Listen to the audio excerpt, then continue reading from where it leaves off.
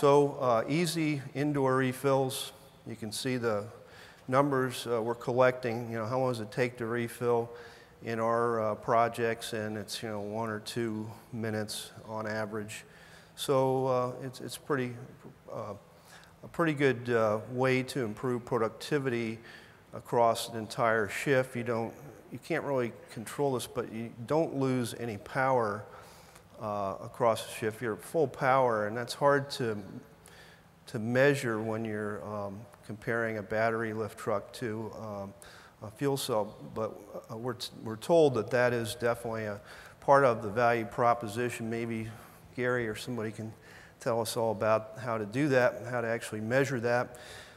So we're thinking and seeing some positive results on productivity. So we think that CHP fuel cell technologies are ready for prime time, for full commercialization. And what we want to do is set up models, tools, templates to facilitate those installations, starting with our own federal sector. We have many power needs in the DOE labs. They're expanding. They're becoming critical as we centralize data centers. So we could start in our own backyard, so to speak, and we'd like to see that happen. So policy incentives are in place. We don't know if they're adequate to attract private capital for federal sector applications, but we'd like to find out. Material handling, emergency backup power products are now reaching commercial markets. So we'd like to talk about that today. And also, we are releasing a request for information to try to get your thoughts on paper in terms of how we can help this along in the federal government. So the request for information, we really want ideas that put it all together.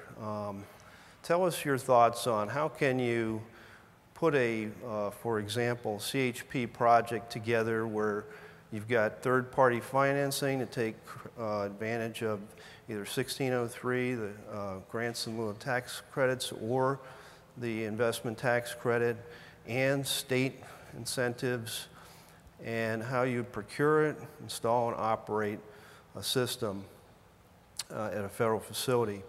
The second item, and there's really 3 topics, but I put them together on this one bullet. And the second one is utility scale hydrogen energy storage from renewables. As mentioned by Mike, there's more and more renewables coming online, and yet the transmission infrastructure is not always there to get the power to the customers. So that is a potential big opportunity for hydrogen and fuel cells. And we'd like to see if there's an appetite in the private sector for putting together projects like that that could make money for these independent power providers that are stuck with renewable power that the grid can't use, and therefore they're not utilizing their equipment as much as they should be able to. So we're very interested in that. The last topic is we plan to pursue ground support equipment powered by fuel cells. We think it makes sense.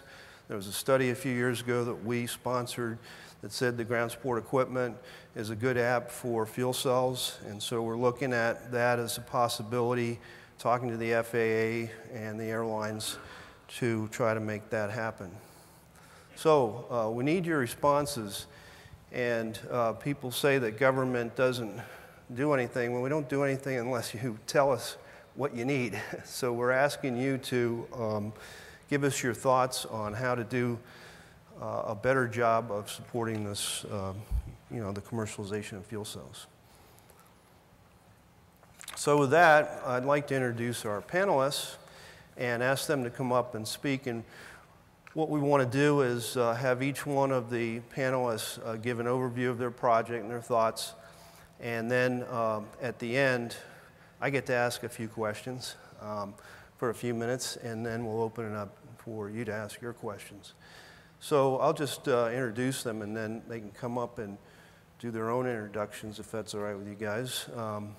For primary power, we've got Harry Pettit here, and Harry is from Pepperidge Farm. For backup power, we've got J.D. Van Wyhe, who's going to talk about the project that he's working on with us. We've got Beth Moore from DLA, Susquehanna. We've got Scott Cleaver. He's Vice President for Cisco, working with us on one of our Recovery Act projects. And Gary Luntz, General Manager for Government Fleet Sales for Crown Equipment, and he's going to talk about what the material handling equipment manufacturers are thinking in terms of fuel cell use for their products. So let's start with Joe.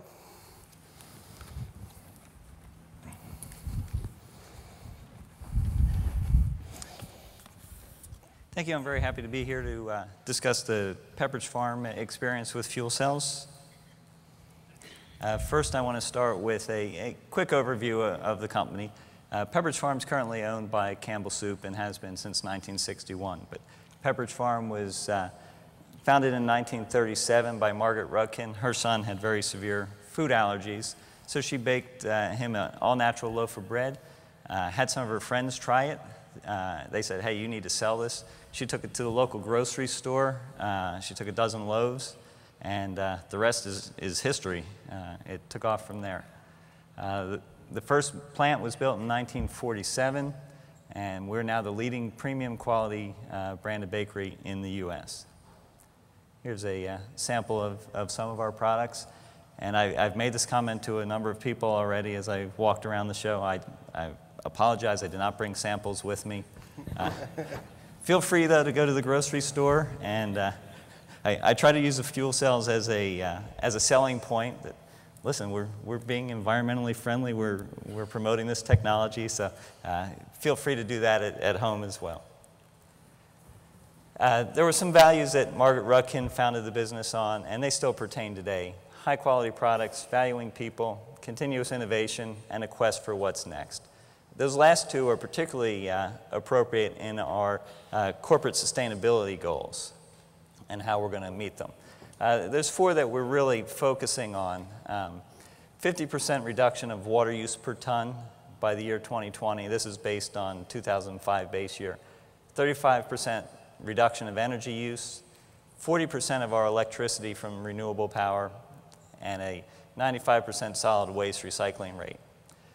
Three of the four we're doing very well on so far. The 40% renewable electricity, we're at 4% right now, and most of that is made up of the two fuel cells that we have installed. There's five things that we are really doing to, as our strategies to meet this goal. Understanding the market, understanding what's going on, applying current industry technologies. We're doing lighting retrofits, we're doing heat recovery. Get innovative, and that's really where the fuel cells come in. Employee engagement, and then using outside resources. And we are doing work with the Department of Energy as well as our local energy providers. So our fuel cell timeline. Our fuel cell journey started 9 years ago. We announced we were going to build a new plant in Connecticut. That was going to replace the plant that was built in '47. I was responsible for the controls and the building electrical, and I was asked to find a reliable and more cost-effective source of electricity. So I started looking into distributed generation, and I had heard about fuel cells. I knew somewhat about them, but I didn't know a whole lot, so I literally Googled fuel cells and came up with fuel cell energy. That was in 2001. So obviously that has gotten me here today. That relationship has worked out very well. We submitted a project for two 250 kilowatt units. We got approval for one, and in January of '06, that unit started up. That first fuel cell cost us nothing. It's one of my favorite prices. Savings to date are $300,000. You don't have to be a math genius to see what kind of return we had on that. In 2006, the Project 100 was was put out by the Connecticut Clean Energy Fund, and that was for 100 megawatts of renewable power. And Fuel Cell Energy, knowing we had some extra land on our Bloomfield, Connecticut site, said, can we put a 10 megawatt unit here? You can have the heat. Like, okay, well, that project didn't get approved, but we had done so much research into it, we decided, you know what, we can make this a go on our own. So we applied to the Clean Energy Fund, and we submitted a project within our company, and we got approval for a 1.2 megawatt unit. And in August of '08, that unit became operational. This is a picture of the Bloomfield, Connecticut site. The small unit, the DFC 300, sits on the far right-hand side of the building. That's what that guy looks like.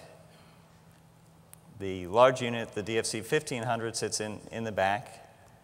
And this picture we've got all over our office, and we like to refer to it as sunrise over the fuel cell. It was a beautiful October morning when we took that picture, but it was, it's a very good picture of that unit. It gives you a feel for how big that unit is.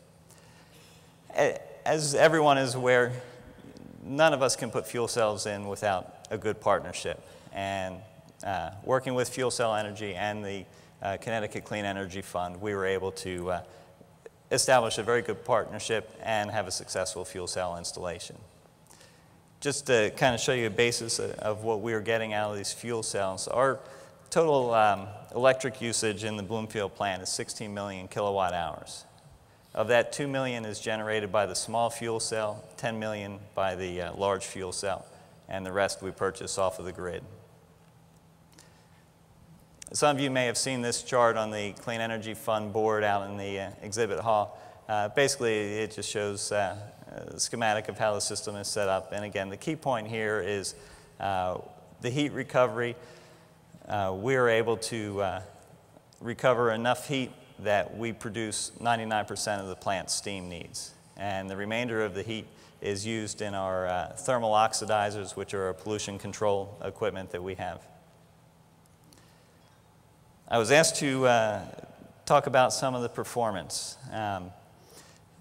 If you look in the lower right-hand corner, since the DFC 1500 has been in place, we've generated 13 million kilowatt hours. I think that is a great story. That's 13 million kilowatt hours. It's not being generated by high-polluting coal-powered plants. But we have a ways to go to be where we want to be. Our output is only 90% of what our target is, and we need to get that improved. Our availability is only around 80%, and that's one that I think needs to really be our primary focus. And something we just really recently noticed that where we convert from the 13,000 volt output from the fuel cell to 480 volt, we're seeing 10% transformer losses. Normal should be around 3%, so we need to see what's going on there to get our overall numbers up. Some of the challenges, selecting the technology, we looked at turbines and recips when we wanted to do a CHP system, and fuel cells really turned out to be the best match for us. Developing a metering and interconnect agreement with the local utility, that turned out to be a challenge. Fortunately, the state legislature stepped in and required that net metering be allowed. Net metering, basically kilowatt hours in versus kilowatt hours out, and it's a wash off of our bill. CL&P had originally offered to purchase our power at wholesale rates and buy them at retail rates. Well, the wholesale rate was 3 cents and the retail rate was 13 cents. So that wasn't a win-win for us. And then the best use of waste heat, we decided on the steam generator, and as I mentioned, we are producing 99% of the plant's steam requirements. So this has had significant impact on our natural gas usage because we've been able to shut down the 2 boilers that were with the plant when we built it.